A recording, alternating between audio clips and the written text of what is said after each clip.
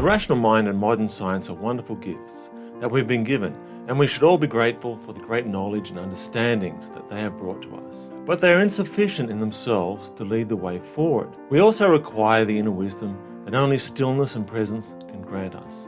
The marriage of science and wisdom has the potential to create a profound, integrated intelligence across humanity, one that can connect us to nature and other realms. In this video, I'm going to explore this topic and introduce you to an incredible prize-winning scientist who is helping our human species rewrite the future story of our place in the cosmos. I wonder if you can guess who he or she is. It has become fashionable in certain circles to denigrate and deride humanity, to say that we simply aren't up to the task of curating the future. I refer to the rise here of the doomer mindset and the longing for self-termination that lies within our species' shadow. This is a collective soul issue that our species must rise above, not surrender to. 3.5 billion years of evolution have gone into putting us in this position as the moral custodians of the planet. Whether we like it or not, we have a moral duty to preserve life on Earth, with all the creative, responsible energy that we've got. It is perhaps even more sobering that the kind of analytical intelligence that you and the people around you exhibit today has only existed a very short time. And now, at the dawn of the age of artificial intelligence, that intelligence is being amplified manifold by the technologies that we've developed. This is a great gift, but it also represents great responsibility. The stakes are very high. We have to nurture the planet and each other. Our old stories will not do. The myth of the all-conquering hero who sets out to tame a hostile land and achieve power and control over nature and his tribal enemies has done its course. The awareness of the limitation of that narrative has been around for many years now. Yet, we have to be careful that in creating new myths, we do not inadvertently perpetuate undesirable aspects of the old stories. Even as we save the world, we must not perpetuate tales saturated with fear and anger, blame and projection, where violence and shame are our sharpest weapons, replete with denunciations and threats delivered to tribal enemies, who have to be silenced and then cast out from amongst us.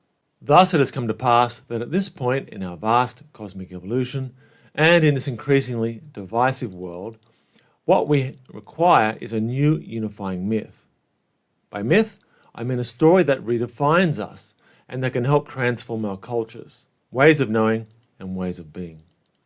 And it has to be a myth about our species in its entirety, in its wholeness, not one that is embedded within a divisive belief system or political ideology which weaponizes good causes to turn us against each other. Much of this Power and Presence channel, and my book of the same name, is about how technology can imprison us, divide us, and colonize our souls. Yet I believe it can also be used to transform us in positive ways, to help awaken us. Our technology can and should serve our deep selves and awaken our integrated intelligence, not obfuscate it. We have much soul searching to do and much darkness to bring forth into the light. And we need to tell the truth, to allow the lies that we've told each other to be revealed gently. Fortunately, as I write these words, it is March 2024, and more than 2 years since the James Webb Space Telescope was launched. And what a magnificent cosmos it is helping us to perceive. I've elsewhere spoken and written about how simply using our expansive peripheral vision and our sense of wonder and awe can help instill optimism for the future, including igniting our spatial memory and our capacity for the synthesizing of knowledge. From the vantage point of cosmic distance, peering back at ourselves on this tiny planet, orbiting a small yellow star amidst a vast universe, our tribalism and self-interest would appear insignificant, petty. I firmly believe that we have a part to play in the grand story of the cosmos, with its possible 20 trillion galaxies and 14 billion years, or much more if the Big Bang theory collapses. But let's be honest, this immense cosmos can get by without us. But at the very least, we should feel the great tragedy that it would be if we were to extinguish ourselves and fail to instill the greater light that we can add to the universe. And that, can be a vital aspect of our new story. We, and that includes you, are the bringers of the light, having travelled through the dark night of the collective soul evolution of Homo sapiens sapiens. And we can now be teachers on a grander scale for the other myriad life forms on this planet, and perhaps for civilizations beyond our own. For, as I've alluded to, I do believe that there are otherworldly civilizations here even now, and who are teaching us, whether we're aware of it or not. Which brings me to the story of Brazilian-born theoretical physicist and 2019 Templeton Prize winner Marcelo Gisa, a wise and highly intelligent human being who understands the importance of not knowing, and who realizes the priceless value of awe and wonder.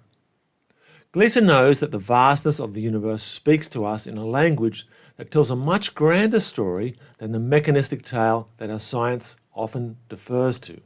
He rejects the cold, clockwork images of the Newtonian era in preference for a grander canvas that reveals a cosmic cathedral of great beauty and deep connectivity. And here I quote Gisa directly from a March 2019 interview published in Scientific American. He said, "To me, science is one way of connecting with the mystery of existence. And if you think of it that way, the mystery of existence is something that we have wondered about ever since people began asking questions about who we are and where we come from. So while those questions are now part of scientific research, they are much, much older than science. I'm talking about science as part of a much grander and older sort of questioning about who we are in the big picture of the universe. To me, as a theoretical physicist, and also someone who spends time out in the mountains, this sort of questioning offers a deep spiritual connection with the world, through my mind and through my body. Einstein would have said the same thing, I think, with his cosmic religious feeling. Now, that's not normally the way we used to hear scientists talk, is it? Or at least not within their formal academic roles. Since the scientific enlightenment of the 17th century, we've tended to think of science and the spiritual and religious as separate domains. But that is slowly changing, albeit rather uncomfortably for many of those of the old science school brigade. Yet Marcelo Gisa believes that atheism is actually inconsistent with the scientific method. Note that he's not advocating for any specific religious narrative, but is merely pointing out that it is in not knowing that all great science begins. Instead, science is, and I quote Gisa directly again, a deeply spiritual conversation with the mysterious about all the things we don't know. Gisa believes that this new myth can bring us together. It can unify. Gisa thus has this to say. To understand modern science within this framework is to put humanity back into a kind of moral center of the universe, in which we have the moral duty to preserve this planet and its life with everything that we've got, because we understand how rare this whole game is, and for that all practical purposes, we are alone. For now, anyways. So, what is the myth that will define the culture of the 21st century? It has to be a myth of our species, not about any particular belief system or political party. How can we possibly do that? Well, we can do that using astronomy, using what we've learned from other worlds to position ourselves and say, look folks, this is not about tribal allegiance. This is about us as a species on a very specific planet that will go on with us or without us. For Gisa, science and scientists cannot solve all the world's problems because the scientific method is limited. Instead, science must be open to engagement with ethicists, philosophers, theologians, and mystics.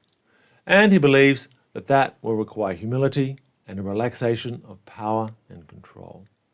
I, for one, couldn't agree more.